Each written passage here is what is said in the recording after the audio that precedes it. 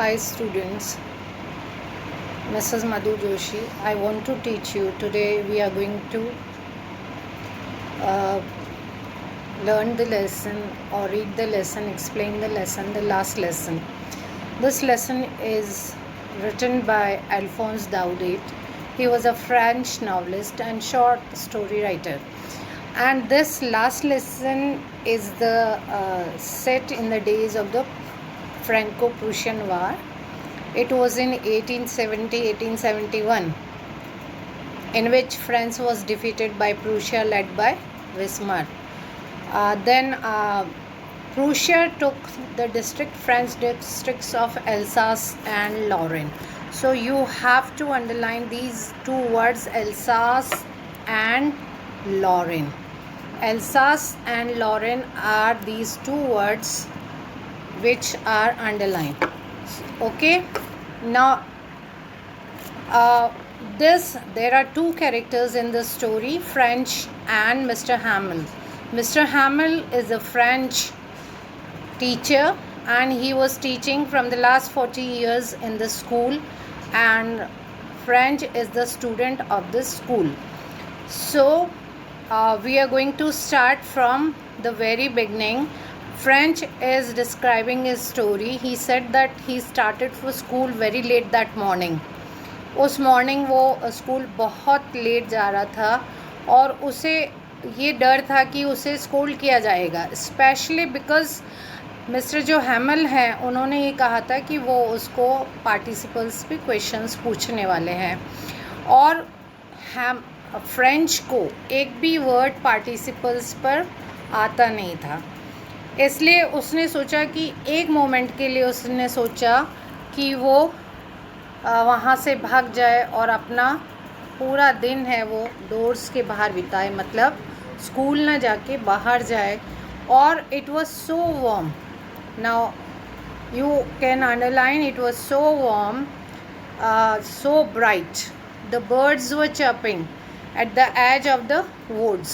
Now these are the main lines because it was warm and the birds were chirping at the edge of the woods, and in the open field there were sawmills. Sawmills means the कपड़ा बुनने की जो machine होती है, वहाँ पर जहाँ पर प्रूशियन उसके सोल्जर्स हैं वो वहाँ पर ड्रिलिंग कर रहे थे, और ये सब फ्रेंच के लिए बहुत टेम्पटिंग था, पार्टिसिपल से भी ज़्यादा, लेकिन उसमें इतनी स्ट्रेंथ नहीं थी कि वो वहाँ पर ठहर सके, और वो जल्दी से स्कूल में चला गया। जब वो टाउन हॉल के पास से गुज़र रहा था, उस टाइम में टाउन हॉल हुआ करते थे और उन पर एक बड़ा सा बुलेटिन बोर्ड लगा करता था, और पिछले लास्ट 2 ईयर्स से जो भी बैड न्यूज़ आती थी, चाहे वो लॉस्ट बैटल्स के बारे में है, ड्राफ्ट के बारे में है, कमांडिंग ऑफिसर्स के ऑर्डर्स के बारे में है, तो वो सब वहाँ पर बुलेटिन बोर्ड पे लगाई जाती थी। इसलिए अब उसने सोचा कि क्या मैटर हो सकता है कि उसको ये आज बुलेटिन बोर्ड के आगे इतनी भीड़ क्यों है। तो वो जल्दी से वहाँ पर बुलेटिन बोर्ड के पास जाता है और वहाँ पर देखता है कि वॉक्टर, अब ये थर्ड कैरेक्टर आ रहा है, वॉक्टर जो एक ब्लैक स्मिथ है इसमें, और वो अपने अप्रेंटिस मैंने आपको 10th में भी पढ़ाया था, दैट मीन्स असिस्टेंट। तो वो अपने असिस्टेंट के साथ वहाँ पर बुलेटिन के सामने खड़ा हुआ था, और उसने फ्रेंच को भागते हुए देखकर कहा कि इतने फास्ट मत जाओ क्योंकि तुम्हारे पास स्कूल जाने के लिए काफ़ी टाइम है। और फ्रेंच ने ये सोचा कि वो उसका मजाक बनाना है, और वो मिस्टर हैमल के लिटिल जो छोटा सा गार्डन था उसमें बिना सांस लिए वो जल्दी से भाग गया। अब यूजुअली क्या हुआ करता था कि जब स्कूल बिगिन होता था तो वहाँ पर क्या होता था, वहाँ पर हमेशा शोर शराबा हुआ करता था, ठीक है। तो there was a great bustle which could be heard out in the street. ये शोर शराबा कई बार बाहर तक सुना जा सकता था। ये क्वेश्चन भी बनता है, what was the change in the school when French red went they, तो ये क्वेश्चन भी बनता है। तो वहाँ पर उस दिन ना ओपनिंग थी ना क्लोजिंग थी डेस्क की। लेसन्स रिपीटेड, जो यूनिजन मतलब एक साथ जो लेसन्स रिपीट होते थे वो भी नहीं थे, और इसलिए उसने अपने हैंड्स अच्छे से अपने ईयर्स पर रखकर उसको बेटर अंडरस्टैंड करने की कोशिश करी, और ना ही वो टीचर के ग्रेट रूलर की रैपिंग भी सुन पाया टेबल पर। आज सब कुछ स्टिल था। उसने काउंटेड किया कि मैं ये देखना चाहता हूँ कि मेरे डेस्क पर मैं पहुँच जाऊँ बिना देखे, लेकिन अगर वास्तव में देखा जाए तो उस दिन क्या है, सब कुछ क्वाइट था जैसे संडे मॉर्निंग को होता है। विंडोज़ के थ्रू उसने अपने क्लासमेट्स को देखा, वो सब अपनी प्लेसेस पे थे, और मिस्टर हैमल जो फ्रेंच टीचर थे वो अप एंड डाउन वॉक कर रहे थे, और उनके हाथ में, उनके आर्म्स के अंडर में वो एक टेरेबल आयरन रूलर है, वो वहाँ पर था। अब उसे डोर को ओपन करना था और सबके सामने उस क्लास में जाना था। तो आप ये इमेजिन कर सकते हैं कि कितना डरा हुआ वो था, लेकिन कुछ भी नहीं हुआ। मिस्टर हैमल ने उसे देखा और बहुत ही काइंडली कहा कि जल्दी से अपनी प्लेस पर चले जाओ, friend, we were beginning without you. He was going to teach the lesson. वो जल्दी से बेंच पर बैठा और डेस्क पर, अपने डेस्क पर जाकर बैठ गया। तब तक भी, जब तक उसका जो अंदर का डर था, उसने जब तक उसका डर बाहर नहीं निकल गया, उसने तब तक अपनी टीचर को नहीं देखा कि आज उसने अपनी स्पेशल जो है वो पहन रखी थी, स्पेशल ड्रेस पहन रखी थी। और ये स्पेशल ड्रेस थी ब्यूटीफुल ग्रीन कोट और फ्रिल्ड शर्ट। आपने देखा होगा अंग्रेज़ों के किसी पिक्चर में या पुरानी फ़ोटोज़ जो आप देखते होंगे अंग्रेज़ों की, फॉरेनर्स की, वो उसने पहन रखी थी। और लिटिल ब्लैक, छोटी सी एक ब्लैक सिल्क कैप पहन रखी थी, उसमें सब तरफ एम्ब्रॉयडर्ड थी। और उसने मतलब वो जो ड्रेस था वो ज़्यादातर इंस्पेक्शन और प्राइज़ डे पर ही पहना करता था। और इसके बाद में पूरा स्कूल इतना स्ट्रेंज और अकेला लग रहा था। लेकिन एक चीज़ जो सबसे ज़्यादा उसे सरप्राइज़ कर रही थी, वो उसने देखा कि बैक बेंचेस पर लोग बैठे हुए थे, विलेजर्स थे, वो बैक बेंचेस पर बैठे हुए थे। ठीक है। अब the village people sitting quietly like ourselves. Village जो बड़े बड़े लोग थे उस टाइम, सब लोगों की एक साथ क्लास हुआ करती थी। तो जो बड़े लोग थे, छोटे बच्चे भी वहाँ बैठे थे और बड़े लोग भी बैठे थे। तो उसमें specially three characters were sitting here, and this can be made as a question, and this question be, who are the three men sitting there on the back benches? They were the old hosser with his three-cornered hat, and the former mayor, the former postmaster, and इन तीनों के अलावा कुछ और लोग भी उनके साथ बैठे हुए थे। सब कोई सैड दिख रहा था, क्योंकि जो हॉसर है वो अपने ओल्ड प्राइमर लाया था। प्राइमर मतलब प्राइमर जो प्राइमरी में सिखाई जाती है, वो ऐसी कॉपी प्राइमर वो अपने साथ लेके आया था, और उसको एजेस से, मतलब किनारे से पकड़ रखा था, और उसने उसको हेल्ड करके, मीन्स अपने नीज पर उसको रख रखा था, और उसके ऊपर उसके स्पेक्टिकल्स हैं वो लाई कर रहे थे। अब ये सब वो इस बारे में वंडर कर रहा था, चिंता कर रहा था। मिस्टर हैमल है, फ्रेंड यहाँ कहता है कि जब वो इस बारे में सोच रहा था तो मिस्टर हैमल अपनी चेयर पर बैठ गए, और उसी ग्रेव और जेंटल टोन में जो वो हमेशा यूज़ किया करते थे, उन्होंने कहा कि मेरे बच्चों, ये तुम्हारा लास्ट लेसन है जो आज मैं तुम्हें देने वाला हूँ। ये ऑर्डर बर्लिन से आया था। ये भी एक क्वेश्चन बनता है, what order came from Berlin, and the order was that from the next day only German will be taught in the schools of Alsace and Lorraine. And he said that the new master will come tomorrow. उनके लिए नया master आने वाला था और उन्होंने ये भी बताया कि लास्ट फ्रेंच लेसन है और इसलिए उन्हें बहुत अटेंटिव रहना पड़ेगा। फ्रेंच के लिए थंडर क्लैप की तरह वर्ड्स थे, क्योंकि थंडर क्लैप होता है मीन्स जैसे आंधी तूफान में आपके जैसे कोई थप्पड़ पड़ी हो, उस तरह से ये वर्ड्स थे। उसने कहा कि ये टाउन हॉल पर अच्छा ये सब लिखा हुआ था। मेरा आज लास्ट फ्रेंच लेसन है, मैं ये सब क्यों नहीं सीख पाया। मैं उसको ये लगने लगा था कि आज मेरा लास्ट लेसन है और उसके लिए वो सॉरी फील कर रहा था, क्योंकि अब तक वो क्या करता था, बर्ड के एग्स देखने जाया करता था या स्लाइडिंग पे चलाया जाता था।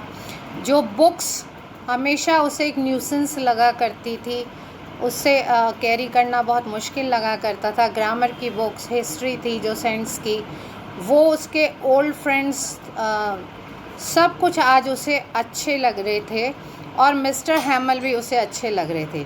उनके पास एक आइडिया था कि वो वहाँ से जा रहे हैं और वो उसे कभी भी वापस नहीं देखेंगे।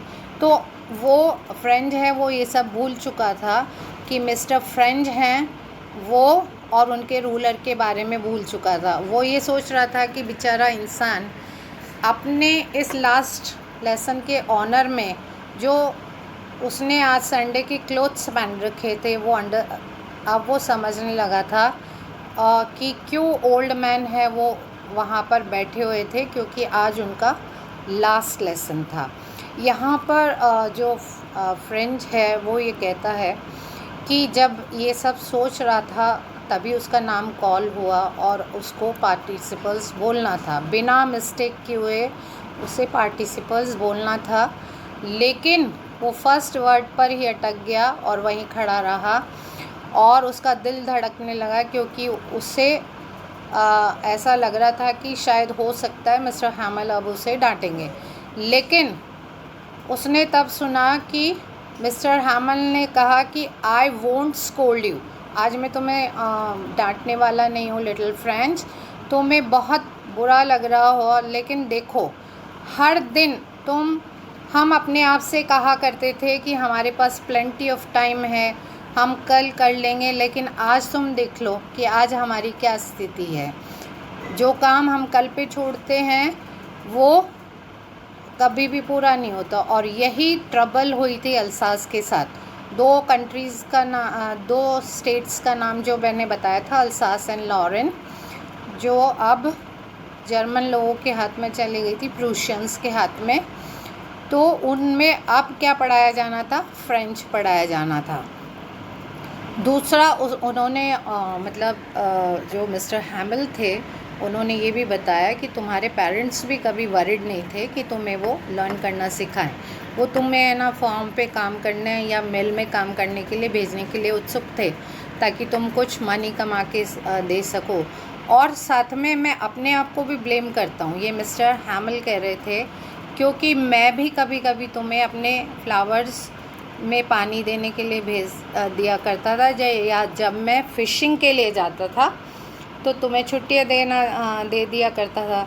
लेकिन एक चीज़ और है, मिस्टर हैमल ने कहा, वो है कि फ़्रेंच लैंग्वेज, और इस फ़्रेंच लैंग्वेज के लिए वो बोलते हैं, ये भी एक क्वेश्चन बनता है कि it was the most beautiful language in the world. ये भी एक क्वेश्चन बनता है, what did mister Hamel says about the French language. He says that it is the most beautiful language in the world, the clearest and the most logical, so we must guard it. हमें उसकी रखवाली करनी चाहिए और उसे भूलना भी नहीं चाहिए, क्योंकि जब कोई भी इंसान ग़ुलाम हो जाता है, अगर उसको अपनी लैंग्वेज नहीं आती है, तो इसका मतलब है वो अपने आप को जेल में बंद करने के लिए चाबी ले रहा है।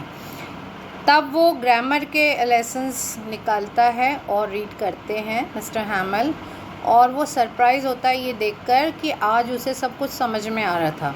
इतना केयरफुली उसने कभी सुना नहीं था, न कभी उसने एक्सप्लेन, उसे ही लग रहा था कि कभी मिस्टर हैमल ने भी इतने पेशेंस के साथ उन्हें एक्सप्लेन नहीं किया था, और उसे ऐसा भी लग रहा था कि शायद ये बेचारा जो इंसान है, मिस्टर हैमल है, वो आज भी में सब कुछ बताना चाहते हैं ताकि हमारे हेड में एक साथ ही ये वर्क आ सके। ठीक है। अब उसके बाद में वो अपने हाथ में एक मिस्टर हैमल हैं, वो न्यू कॉपीज़ लेके आए थे, और उनकी ब्यूटीफुल हैंड राइटिंग में उसमें लिखा हुआ था फ्रांस एल्सास, और वो ऐसे लग रहे थे छोटे छोटे फ्लैग्स हो जो फ्लोट कर रहे हों, छोटे फ्लैग्स इधर उधर उड़ रहे हों। और इस तरह से वो वहाँ पर जाकर मतलब उसने देखा कि आज सब कुछ बदला हुआ था। इतनी शांति थी कि सिर्फ स्क्रैचिंग, पेन से जब हम लिखते हैं तो पेपर पर जो आवाज़ आती है सिर्फ उसकी आवाज़ आ रही थी। कुछ भंवरे अंदर भी आ गए थे, भंवरे होते हैं ना जो उड़ के आते हैं काले से, लेकिन उस दिन तो किसी ने उन पर अटेंशन भी पे नहीं किया था, और सब कोई इसी तरह बैठे थे जैसे फ़िश हॉक्स को देख रहे हों। अब एक स्टूडेंट ने ये पूछा था कि फ़िश हॉक्स क्या होते हैं। फ़िश हॉक्स वो होता है जिसमें मछली फंसाई जाती है, और आप देखिएगा जो फ़िश पकड़ने वाले होते हैं वो इस फ़िश हुक पर अपनी नज़रें गड़ाए रहते हैं, क्योंकि क्या पता कब मछली पकड़ में आ जाए। तो उस दिन सब लोग इसी तरह से बैठे रहे थे। जब उस फ्रेंच ने राइटिंग के बाद में मिस्टर हैमल को देखा तो वो बिना मोशन, मतलब बिना हिले डुले अपने चेयर पर बैठे थे और एक ही चीज़ को देख रहे थे, कभी इधर देख रहे थे कभी उधर देख रहे थे। शायद वो अपने माइंड को फिक्स करना चाहते थे कि अब उन्हें ये सब छोड़ना पड़ेगा। तो सिर्फ डेस्क और बेंचेस हैं वो सिर्फ स्मूथ हुई थी, बाकी उस स्कूल के रूम में कुछ भी नहीं बदल रहा था। उनके जो ट्रीज़ थे गार्डन में, वॉलनट ट्रीज़, वो भी अब काफ़ी बड़े हो चुके थे, और उन्होंने जो एक बेल लगाई थी वो मतलब ट्विंड होकर राउंड होकर विंडो से लेकर रूफ तक पहुंच चुकी थी। और उसे ये महसूस हो रहा था फ्रेंच को कि शायद ये सब छोड़ के जाना मिस्टर फ्रेंच के लिए बहुत मुश्किल होगा। तो और साथ में उनकी बहन है जो साथ वाले कमरे में ट्रंक्स को पैक कर रही थी, वो उसकी भी आवाज़ें आ रही थी। तो इस तरह से फ्रेंच ने ये बताया सब कुछ, और उसके बाद में उसमें इतना करेज था कि वो मतलब इतना करेज आ गया था कि वो हर लेसन को लास्ट तक सुनना चाहता था। और फिर उसने राइटिंग करने के बाद में उनका एक लेसन हुआ हिस्ट्री का, और फिर छोटे जो बच्चे थे उनकी चैंटिंग हुई, और बा बे बी बो इस तरह से जो बच्चे बोला करते हैं। और वहाँ पर बैक रूम में ऑल्ड हुसैन ने अपने स्पेक्टिकल्स रख दिए और अपने प्राइमर जो थी जो दोनों हाथों में पकड़े, और लेटर्स को स्पेल करते हुए वो वहाँ पर आने लगे। उन्होंने देखा कि वो भी रो रहे थे, और उनकी जो वॉइस है वो इमोशन के मारे काँप रही थी, और इतना फ़नी लग रहा था उन्हें। कभी कभी तो उनकी आवाज़, उनके वर्ड्स इस तरह से निकल रहे थे कि बच्चे सोच रहे थे कि वो हंसे या रोए। और इस तरह से वो याद करता है कि ये इनका लास्ट लेसन था। तभी क्लॉक, जो चर्च का क्लॉक है, उसने 12 का घंटा बजाया, और फिर एंजेलस के ने भी सेम मोमेंट पर उन्होंने सुना कि जो ट्रम्पेट्स थे, प्रूशियंस जो पीछे ड्रिल कर रहे थे, वो ट्रम्पेट्स बजाते हुए उनके विंडोज़ के आगे से गुजर रहे थे। मिस्टर हैमल हैं, वो उठे, वो बहुत दुखी दिख रहे थे, और पहली बार फ्रेंच को महसूस हुआ कि वो काफ़ी टॉल हैं, और उन्होंने ये कहा कि माय फ्रेंड्स, और कहते कहते आय कहकर उनकी आवाज़ रुक गई थी। फिर then he turned to the blackboard, took a piece of chalk, and bearing on with all his might, he wrote as la. This word is Vive la France, means this is the last, okay, goodbye France. और फिर अपने wall की तरफ झुककर और बिना कोई word बोले वो वहाँ से निकल गए। And with his hand hand से वेव करके उन्होंने कहा school is dismissed, you may go. उन्होंने बोला नहीं था, सिर्फ हैंड से ये पता लग रहा था कि स्कूल डिसमिस हो गया है, अब आप जा सकते हैं। तो इसमें दो बातें, इस चैप्टर में हमने दो बातें देखी कि क्या इम्पैक्ट होता है वॉर का लोगों के ऊपर। जब कोई कंट्री या कोई स्टेट्स हैं जब किसी के ग़ुलाम हो जाते हैं तो उसका क्या असर होता है। सेकंड, हमने जो देखा कि हमारी जो लैंग्वेज होती है उसकी कितनी इम्पोर्टेंस होती है। अपनी अगर लैंग्वेज हमें खुद को नहीं आती है तो हम ये सब भूल जाते हैं। तो इसमें सिर्फ दो ही बातें मेन हैं। The most important is impact of war on the people, and the second is what is the effect when we forget our own language, we become slave of another country.